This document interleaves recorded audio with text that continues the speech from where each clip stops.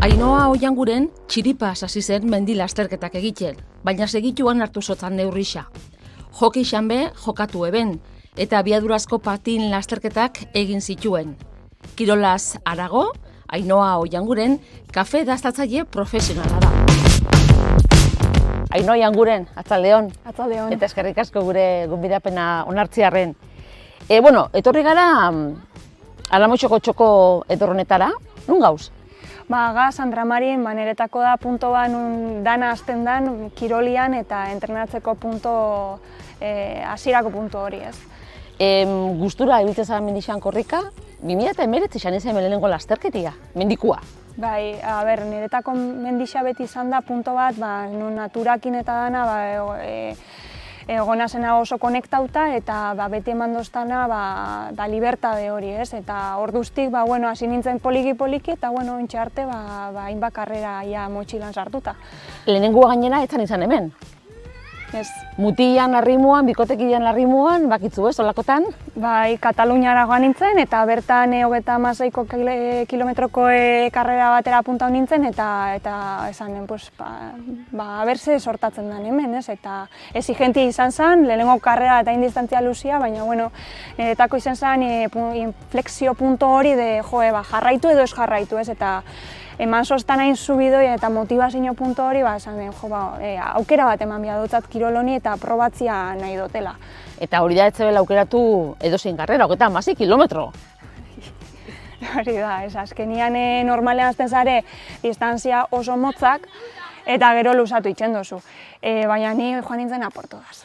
Eta ondo urten zan, benetan, bai, oso sufriruta, baina azkenean amaitzen duzunean nolako karrera bat, gero daukotzu sensazio hori deke, kapaz naz itxeko hau eta ze geixauan naz kapaz itxeko, ez? Osa, galdetu itxezaren zeuri, eta orduan horrek emazustan hori puntua de jarraitzeko.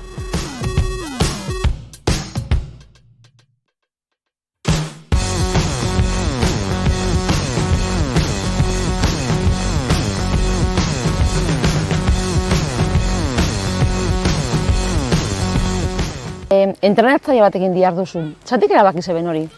Lehenengoko urtia entrenatzen bakarrik, nota honen, gorputza zehose zabiela funtzionatzen, nire objektiboak etziela kumpliruten, eta muskularki eta dana oso sobreentrenada bezala joaten nintzela karreretara. Eta orduan, ikustenen nire gertuko jendia entrenatzaile bat zeukala, eta ikusten galdetzen hasi nintzen, eta esanen proba inbiot entrenatzaile batekin, zelan nire ibilbidea hobetzen doztan karreretarako, eta izan zena zierto bat entrenatzaile batekin jotia, batez haike beinatekin, eta berak dana ipintzen duzta organizauta ez kargatzeko larrei, baina resistentzia eta errendimentua hobetzeko bai. Eta gero luzarora begira urtiak doia zen eginean hobetzeko nire kapazitatea eta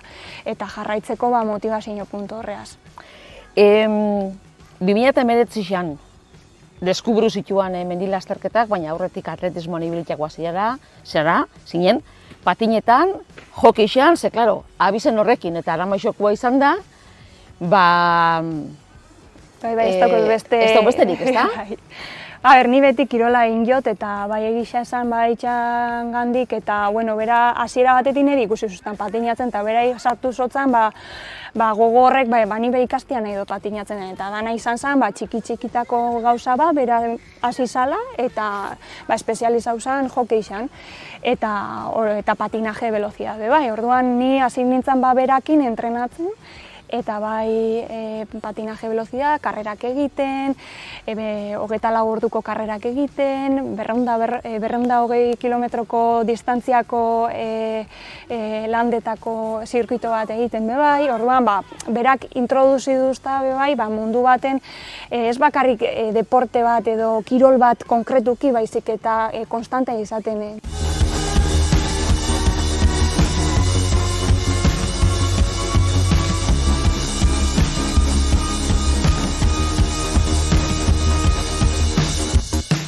Kafe daztatzaile profesionala zara. Oso bitxia da, ogibide hau. Konta idazu. Ba, bueno, ni gastronomia eta arte kulinarioa ikasi nene baskulinarin, eta, bueno, ba, horre 4 urtetan gauza asko pasatzen diez, ez? Eta ni nire ibilbidea aldatu nen azkeneko urtean, eta kafiaren munduan sartu nintzen. Jakin gabe zer topauko nintzen bide hontan, ez?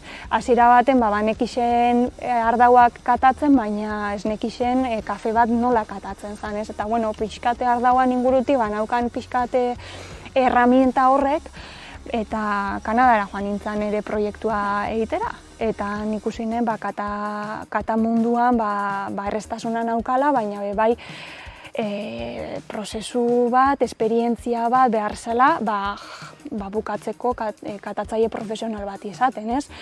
Eta, klaro, 2018an hasi nintzen, eta gero 2022an zertifikaua lortu nen, azkenean hor entrenatu behar dozu egunero, astelehenetik ostiralera zure lana baldin bada, entrenatzen kalitateko departamentuan, kafe guztia datozenak, ebaluau, eta azkenean katatzaile profesional batek deitzen den AQ Arabica Grader da kalidadea ebaluatzen dau kafeetan, ez da hainbat asko gustatzen zait edo gutxi gustatzen zait, baizik eta kalitatea, eta gero kalitate hori nora bideratuko dut, ez?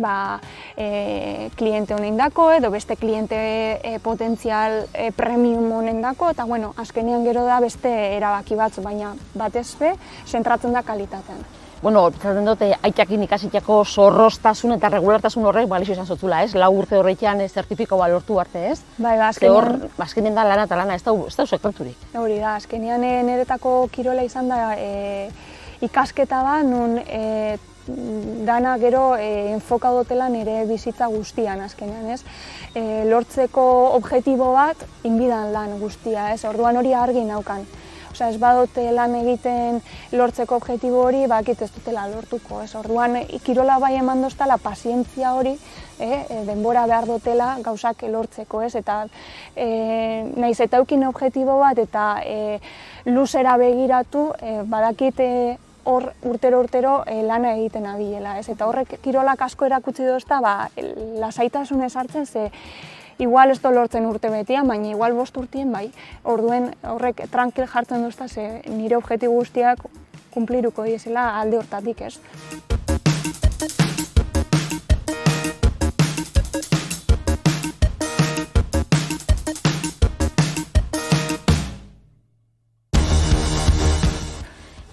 Esan geinke, kafe munduak harrituen zaituela? Bai. Azkenian niretako beti esatu, kafea ez da zapore bat, ez momentu bat, baizik eti pertsonak. Pertsona, azkenean produktore horrein gandik ez baldin bazan izan, guk gaur egun ez gauken eukingo aukera dastatzeko olako kafe harrigarriak, ez? Orduan, niretako eta bai ni nabien munduan lan egiten pertsonak oso importantia dira, eta bai kate hori mantentzia oso importantia dela. Eta kafiak eta kirolak? Eskutik fanaldia? Edo doiaz? Azkenean kafea zer dauko, asko gustatzen jakun gauza da kafeina, ez? Zela baitzen, aktiba baitzen guzku gure gorputza, ez? Orduan kafeina punto horrek, kirolian gero eta importantzia gehiago dauko, eta espezialitateko kafeetara gero eta gehiago bideratzen die kirolariak, ez? Eta batez be gure daudelako produktu bat kalitatezkoa, ez dotzienak molestau bihar tripetan, baina aldi berian kafeina puntu hori eukitzia eta errekargatzia indarrez, eta orduan kafeak euneko hori dauko. Baina lortzen dut kafea ona dana, jatorri honekua dana. Hori da, azkenean kalitatezko kafe bat defekturik gabe daukona eta ondo tostatuta dauen kafe batek gorputzean askoz beto sentiarazten dutzu. Bueno, uda gainen daku, nik ez dakit aurtengorako zein da zure denboraldi planteamendua, baina aurtengo erronka nagusia zein da, Ainhoa? Jo, aurten erronka nagusixena izen da justo lehengo asteburukoa Campeonato de España, naiz eta, bueno, erretira oin behar izen nintzen, pasatzen da, bai, kirolian, jakin bia da noiz amaitxu. Ez da samurra, Ez da, erreza batez be burua. Azkenean fuerte sentitzen zaz, baina gauza batzuk ez daue funtzionatzen, eta gero horrei soluzio bat eman biajako, baina erretiratzia garaiz, be da garaipen bat. Bai, Ze igual, esprimiru itxen bazalarrei, igual ez dakitzu molestia punto horrek no ez soluzionau alko ditxosu, igual da urte betera biztan, orduan ez tozu nahi besta temporada guztia maitzia, ez? Eta baneretako intxen ja, temporada zatixa izango da iraietik aurrera, urte amaierara arte, datozen Euskadiko karreretara begira, hau sorginen lasterketan, botoko karreria, horre, ematian ere euneko euna, eta bueltia ematia, kirolian daukotzun, bajoi horretatik, ze azkenean da oso importantia, bajoi guztietatik rekuperazio badauela, eta tranquile egon bidala, rekuperazio hori nahiz eta denbora hartu, onerako dela. Bueno, txikiatek ikasi dozun, zorroztasun, regulartasun horrek, seguramente laguntzen dau. Dauzenian gola bera hundixak, injar geixokin urteten. Hori da. Ainhoa Ianguren, eskerrik asko. Zuei. Zaindu.